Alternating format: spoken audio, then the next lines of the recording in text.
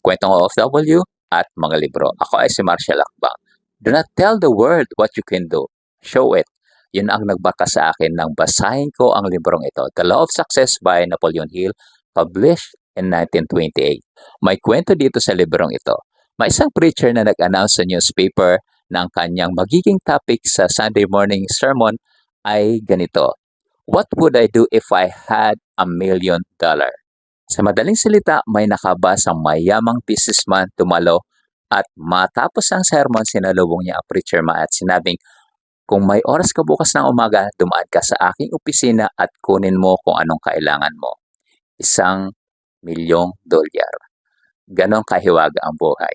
1928 pa ito pinublish, pero yung topic niya ay hindi naluluma.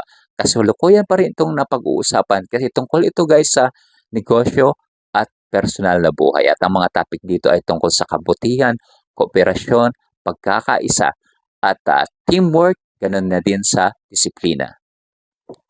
Pinasadahan din dito ni Napoleon Hill yung pagiging ganit, inggit, yung selos, at paninibugo. Nabanggit din dito yung concern natin kapag tumatanda na tayo, tulad ng the fear of poverty, the fear of ill health, the fear of loss of love of someone, the fear of criticism, at the fear of death.